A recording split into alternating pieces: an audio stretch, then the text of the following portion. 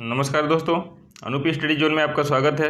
हम लोग पढ़ रहे हैं भारत का भूगोल। भारत के भूगोल में हम लोग पहले जो भारत की प्रमुख नदियां हैं उसको हम लोग पार्ट 1 में देख चुके हैं।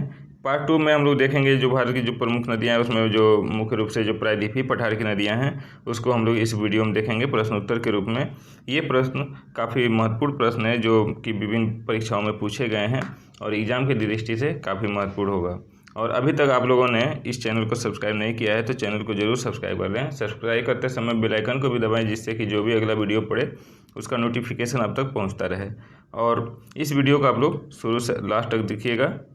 चलिए देखते हैं, पहले क्वेश्चन की तरफ चलते हैं हम लोग। पहला क्वेश्चन है, दक्षिण भारत की नदियाँ प्रमुख रूप से निम्न में से कौन सा अपवाह तंत्र रखती हैं। तो दक्षिण भारत की जो नदियाँ हैं वो वृक्षनुमा प्रतिरूप का जो रखती हैं या अपवाह तंत्र कह सकते हैं। तो दोनों ऑप्शन आता है, आप लोग इसमें आंसर कर सकते हैं। तो चलिए देखते हैं नेक्स्ट क्वेश्चन। अगला है, नदियों की लंबाई के अवरोही क्रम में गोदावरी, महानदी, नर्मदा और ताप्ती का सही अनुक्रम कौन सा है। तो इसमें आपका हो जाएगा ऑप्शन बी। ऑप्शन बी में देखेंगे कि गोदावरी सबसे बड़ी है, फिर नर्मदा, महानदी, ताप्ती। अगर इनकी जो लंबाई की बात करें तो 1465 किलोमीटर जो लंबाई है वो है आपका गोदावरी का।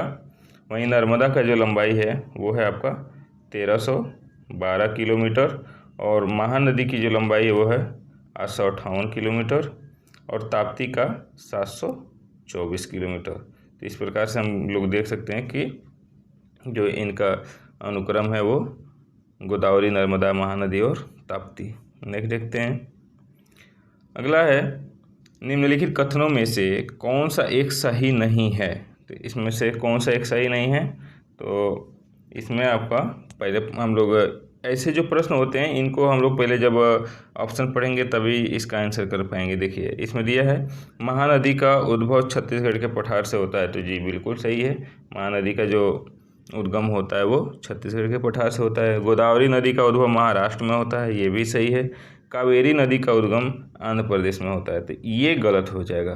तो ऑप्शन के हिसाब से आंसर सी हो जाएगा और यही गलत है क्योंकि जो कावेरी नदी है वो कर्नाटक से निकलती है। कर्नाटक के कोडगु जिला जो है कोडगु जिससे निकलती है। वहीं अगर पहाड़ी की बात करें तो ब्रह्मगिरी पहाड़ी से निकलती है। ठीक है, ब्रह्मगिरी पहाड़ी से, तो ये आपको ध्यान रखना है। चलिए नेक्स्ट देखते हैं। अगला है, निम्नलिखित में से कौन सी नदी एस्चुअरी नहीं बनाती है। तो कौन सी नदी एस्चुअरी नहीं बनाती है, तो वो बनाती है महानदी। एस्चुअरी नहीं बनाती है क्योंकि जो महानदी है वो बंगाल की खाड़ी में गिरती है और बंगाल की खाड़ी में जो भी नदियाँ जाती हैं वो एस्चुअरी की नहीं बल्कि क्या बनाती हैं, डेल्टा का निर्माण करती हैं। बाकी अरब सागर में जो भी नदी गिरती है वो एस्चुअरी का निर्माण करती हैं। तो नर्मदा, ताप्ती और मांडवी जो ये तीनों नदियाँ ये अरब सागर में गिरती हैं। नेक्स्ट देखते हैं। प्रायद्वीपीय भारत में पूर्व दिशा में बहने वाली नदियों का उत्तर से दक्षिण का सही अनुक्रम कौन सा है। तो इसका आपका आंसर हो जाएगा, देखिए ऐसे जो प्रश्न होते हैं जो भी मतलब ज्योग्राफी का मतलब ही है कि बिना मैप के आप ज्योग्राफी नहीं देख सकते। सबसे जो अच्छा टूल्स होता है वो आपका मैप होता है। तो मैप हमेशा देखते रहें, आपको इनका क्रम पता चल जाएगा। तो इसका ऑप्शन हो जाएगा ए, स्वर्ण रेखा, महानदी, गोदावरी, कृष्णा, कावेरी और वेंगई। ये वेंगई नहीं है, वेंगई है। ठीक है, वेंगई।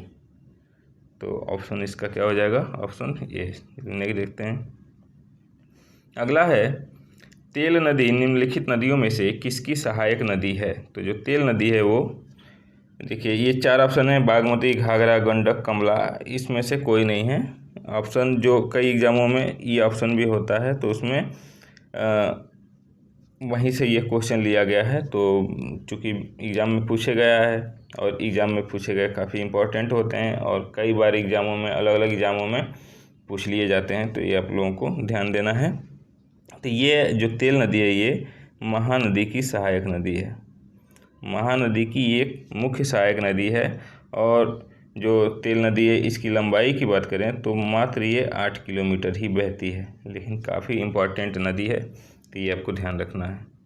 चलिए नेक्स्ट देखते हैं, निम्नलिखित में से किस एक स्थान से भारत की दो महत्वपूर्ण नदियों का उद्गम होता है, जिनमें एक उत्तर की तरफ प्रवाहित होकर बंगाल की खाड़ी की तरफ प्रवाहित होने वाली दूसरी महत्वपूर्ण नदी में मिलती है और दूसरे अरब सागर की तरफ प्रवाहित होती है। तो इसमें से आपका आंसर हो जाएगा ऑप्शन ए।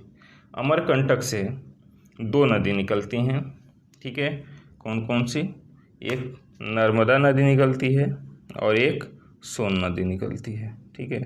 तो जो सोन नदी है वो बिहार में यानी कि पटना में जाके और गंगा नदी से मिल जाती है। वहीं पे जो नर्मदा नदी है वो का कहाँ है, अरब सागर में जाके अपना जल को विसर्जित कर देती है। तो इस प्रकार से हम लोग देख सकते हैं। तो ये हो जाएगा आंसर ए। अगला है, निम्न नदियों में से किसका सर्वाधिक बड़ा जल ग्रहण क्षेत्र है? तो इसमें नदियों की बात करें तो सबसे बड़ा जो जल ग्रहण क्षेत्र है वो है आपका गोदावरी का। गोदावरी का जो जल ग्रहण क्षेत्र है वो 3,12,813 वर्ग किलोमीटर क्षेत्र में इसका अपवाह है। वहीं अगर हम लोग कृष्णा की बात करें तो 2,58,948 वर्ग किलोमीटर कृष्णा का है। ये हो गया आपका गोदावरी, कृष्णा, ठीक है। और महानदी की बात करें तो इसका हो जाएगा 1,41,600 वर्ग किलोमीटर, 600 वर्ग किलोमीटर। और नर्मदा जो है, नर्मदा की बात करें तो नर्मदा का 98,796 98,796। तो इस प्रकार से हम लोग देखेंगे जो सर्वाधिक जो बड़ा जलग्रहण क्षेत्र है वो गोदावरी का हो जाएगा। नहीं देखते हैं, भारत का दूसरा बड़ी नदी बेसिन है। तो भारत का जो दूसरा नदी बेसिन है वो है गोदावरी का, और सबसे बड़ा जो नदी बेसिन जो क्षेत्र है वो है आपका गंगा का। इसे भी आप लोग ध्यान में रखेंगे। जो गोदावरी नदी है इसे बूढ़ी गंगा के नाम से भी जाना जाता है, बूढ़ी गंगा। अगला है, प्रायद्वीपीय भारत में सबसे लंबी नदी कौन सी है? तो जो प्रायद्वीपीय भारत की जो सबसे लंबी नदी है वो है आपका गोदावरी। और दूसरा अगर पूछे तो आपका हो जाएगा कृष्णा। तो ये भी आपको ध्यान रखना है। नेक्स्ट है, निम्नलिखित नदियों पर विचार कीजिए। वंशधारा, इंद्रावती, प्राणहिता, पेन्नार, उपर्युक्त में से कौन सी गोदावरी की सहायक नदियां हैं? तो इसमें गोदावरी की सहायक नदी कर रहा है।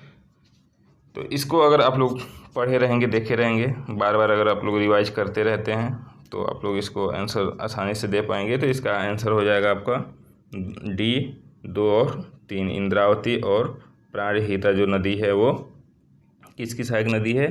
गोदावरी की। बाकी जो पेन्नार है, वंशधारा है, इसकी सहायक नहीं है। नेक्स्ट देखते हैं। अगला है, निम्नलिखित में से कौन एक कृष्णा नदी की सहायक नदी नहीं है? तो अगर पीछे आप लोग क्वेश्चन पर ध्यान दिए होंगे तो इसका चर्चा हो चुका है। जो तेल नदी है वो कृष्णा की सहायक नहीं है। बाकी जो भीमा, डान, तुंगभद्रा हैं ये कृष्णा की सहायक नदी है। तो तेल नदी किसकी सहायक नदी है? तो जो तेल नदी है वो आपका महानदी की सहायक है। अगला है, निम्नलिखित में से कौन सी नदियाँ बंगाल की खाड़ी में गिरती हैं? गंगा, ब्रह्मपुत्र तथा गोदावरी, जी बिल्कुल सही है। महानदी कृष्णा तथा कावेरी, ये भी सही है। लूनी, नर्मदा तथा ताप्ती नहीं। लूनी, नर्मदा, ताप्ती ये अरब सागर में अपना जल गिराती हैं, जबकि ऑप्शन इसमें आपका ए और बी दोनों हो जाएगा। तो क्या हो जाएगा आंसर? डी। नेक्स्ट देखते हैं, निम्नलिखित नदियों पर ध्यान दीजिए। किशन गंगा, गंगा, वैनगंगा, पेनगंगा, इन नदियों का उत्तर से दक्षिण दिशा के आधार पर क्रम स्थापन करने पर सही अनुक्रम कौन होगा? तो इसमें आपका आंसर हो जाएगा आपका ए। ये जो यानी कि किशन गंगा सबसे ऊपर उत्तर में, यानी कि जम्मू कश्मीर में, फिर गंगा, फिर वैनगंगा, फिर पेनगंगा।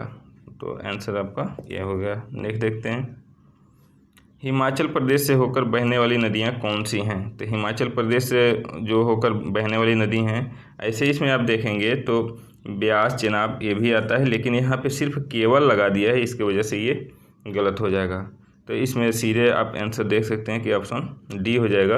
ब्यास, चेनाब, रावी, सतलज और यमुना, ये जो 5 नदियाँ हैं ये हिमाचल प्रदेश से होकर बहती हैं। नेक्स्ट है, निम्न नहरों में से किसे दामोदर नदी से निकाला गया है?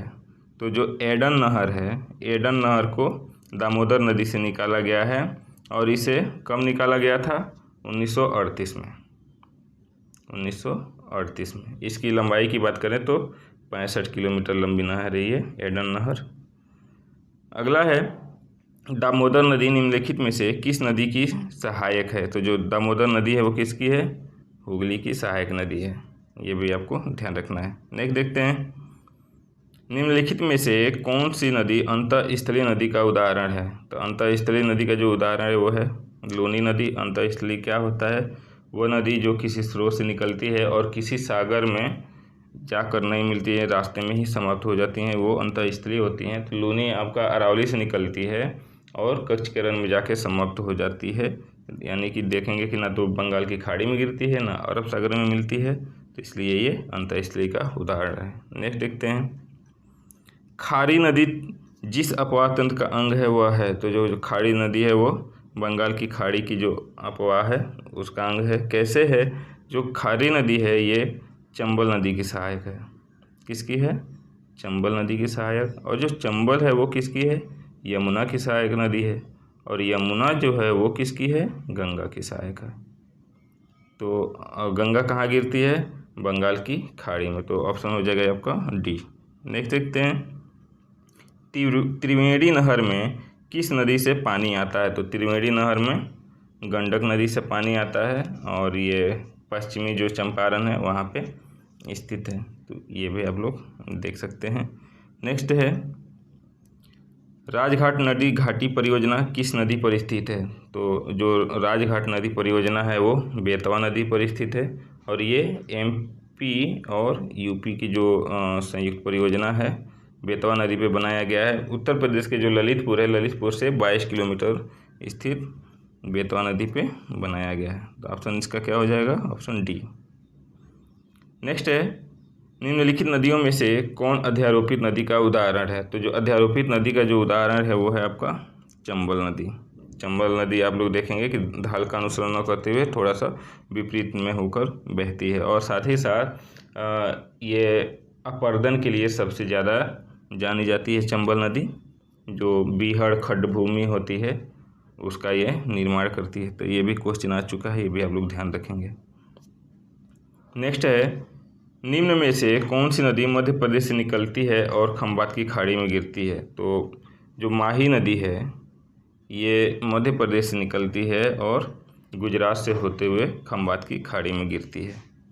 नेक्स्ट देखते हैं, नेक्स्ट है, निम्नलिखित में से कौन से एक सुमेलित नहीं है? तो इसमें जो शहर हैं ये दिखा रहा है कि कौन से शहर कौन सी नदी किनारे स्थित है। तो गोरखपुर राप्ती नदी के किनारे स्थित है, जबलपुर नर्मदा नदी के किनारे स्थित है, सूरत ताप्ती नदी के, जबकि लुधियाना गलत है, यानी कि जो लुधियाना रावी के किनारे स्थित नहीं हो जाता। आंसर क्या हो जाएगा? Answer B. अगला है, कपिली जिसकी सहायक नदी है वो है? तो कपिली जो है वो ब्रह्मपुत्र की सहायक नदी है। किसकी है? ब्रह्मपुत्र की सहायक नदी है और ये कामरूप एक नगर है वो इसी नदी के किनारे स्थित है। तो दोस्तों आज के वीडियो में बस इतना ही। आशा करते हैं कि ये वीडियो आपको पसंद आई होगी। अगर वीडियो पसंद आई हो तो लाइक करें, शेयर करें, चैनल को सब्सक्राइब करें। सब्सक्राइब करते समय बेल आइकन को ज़रूर दबाएं जिससे कि जो भी अगला वीडियो पड़े उसका नोटिफिकेशन आप तक पहुंचता रहे। मिलते हैं नेक्स्ट वीडियो में, तब तक के लिए धन्यवाद।